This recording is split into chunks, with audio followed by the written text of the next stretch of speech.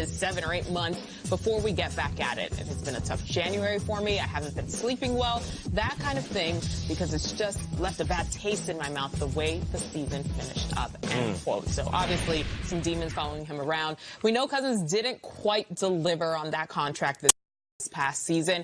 We always expect the world of Aaron Rodgers. For example, Mitch Trubisky is making the least amount of money in the division, and yet he led the team to the playoffs. So which NFC North QB do you have the highest expectations for in 2019? I'll stick right there with Cousins.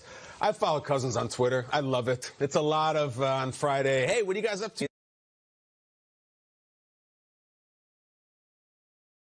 He's on an island somewhere, and he's got people who are chopping down coconuts for him and giving him drinks and stuff. It's a nice lifestyle. Does he own the island? I think he might, and it's Hawaii. Actually, is the island he owns it.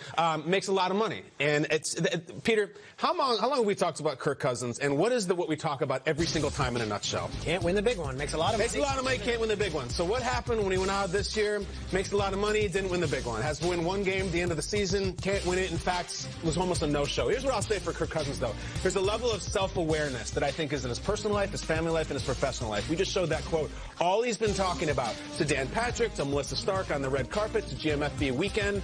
He said, we didn't do it. The season was not a success. I understand what happened. I am hungry. I cannot sleep at night. I'm tortured by this. This is what we want.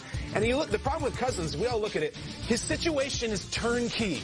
He has awesome receivers. He has a great tight end. He has a couple running backs. The defense is good. No one wants to hear about offensive line problems. That's nonsense. Great fan base, great home field advantage. Indoor stadium, everything. It's all there. We can point to all these guys and say, yeah, well, they have a new coach. They need help at wide receiver. He's got nothing. And he still didn't get it done. So with the money, with the lifestyle, with the turnkey, he has to be this year, or now the whole thing's starting to fall this year. And he knows it. He does, and I respect that. For me, I'm looking at Aaron Rodgers. Now, you mentioned an island. There used to be a time where Aaron Rodgers was on an island all by himself, which I'm saying he's the best quarterback in football. Sure. When I played against him, when I was removed from the game, and even just us as fans, we've said it different times on the show, and he is when he's healthy, he's playing well.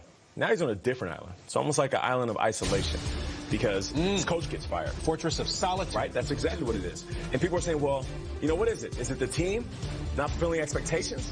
Is it the relationship between him and Aaron Rodgers? How is his relationship with his teammates? Why all of a sudden there's so many things being shaken up and Aaron Rodgers still is remaining the constant? Even some of the things that he might say to his team, to his media, all these things, it starts to push him away from what's the most important fact about him, is that he is a dominant quarterback. And you know what else? This season, first time starting a full season not making the playoffs. That has happened since he took over from Favre. All right, it's weird. And in the season where Pat Mahomes threw for 50 touchdowns, Aaron Rodgers, who's supposed to be the best quarterback in football, threw for half that, 25 TDs. Now, we all met Aaron Rodgers. I played against him, and I've said it time and time again. He is borderline arrogant, borderline cocky, borderline a savage, all on the field, and I loved it. I love the fact when I played against him, I knew that dude thinks he's the best quarterback in the world. How are you the best quarterback in the world where you threw half the amount of TDs as our MVP? You don't think that's eating him up inside? Not to mention he gets a new coach. So I feel like with all these things surrounding Aaron Rodgers, he's motivated intrinsically more than he's ever been. Because now, for the first time, there's all these issues. And you can't blame McCarthy. He's not there anymore. Can't blame the receivers. It's all going to fall on Aaron Rodgers. And if LaFleur doesn't do what he needs to do, you know they're going to blame not LaFleur. They're going to blame Aaron Rodgers. So for me, I'm looking at A-Rod. It's interesting because I think Stafford's a name that we haven't brought up yet. He hasn't had much success on the big stage yet. Cousins, I don't know if anyone actually is picking the Vikings right now to be. Packers, they weren't good this year. Let's see how it goes. There's a Super Bowl favorite, or at least a Super Bowl contender in that division, and that's the Chicago Bears. Their season ended prematurely. 2 doinks from Cody Parkey and a freak thing. Mitch Trubisky played awesome in that NFC divisional round loss to the Eagles, which leads me to the next step. You have to go further than last year, right? You're a Pro Bowl quarterback in your second season. What are you going to do for year number 3? They bring back just about everybody on offense.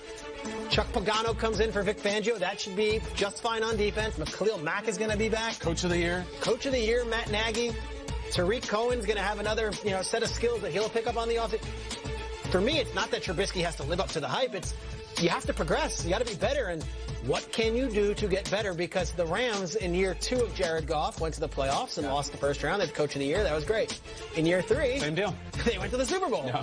I think for the Bears, based on what we saw in 2018, 2019, it might be Super Bowl or bust. Like, it might be like, all right, we're not going to be satisfied with just another trip to the playoffs. What is next when you have the coach of the year and a number 2 overall pick? Mitchell Trubisky, the expectations are very high, and you cannot take a step backwards. He had a very good year. Can't go backwards. The youth can't be kind of it's that no longer excuse anymore. That's it. You got to go in there. The guy. And you kind of glazed over Matthew Stafford as well, too. I mean, he's 31 years old now, but he's one of the top 5 highest paid QBs in the game. Yeah. It's a rough 2018 year. How important is this coming year for him? Extremely. No question. This is now where he also has to step it up. So all these guys need to feng shui their lives and get it together. We don't have time to talk Matthew Stafford right now. I don't think he's earned his way into the conversation. Fair to say that. And I like Matthew Stafford, and I know every quarterback who works in the industry loves him, and Nate, you love him, you played with him, but why would we talk about him? Why would we talk the Lions? Give me one reason why we should talk about them on our air. I don't think we're going to talk about them from an X's and O's standpoint because they haven't. But that's the point. They have, I think more now than ever, we're starting to talk about QBs and how much they're making and what the hell are you doing on the field. Because we'll talk about Derek Carr, talk about Kirk Cousins, we mentioned Sam Bradford when he signed, Case Keenum when he went to the Broncos. I'm not afraid. As a player that earned my money, I'm not afraid to say, you're making this much. What are you bringing to the table? And Matt Stafford, he's had his highs, but he also had his lows, and now it's time for him to step up even more. There's a reason why they're criticized so deeply because of the buddy. Yeah. All right, guys. Well,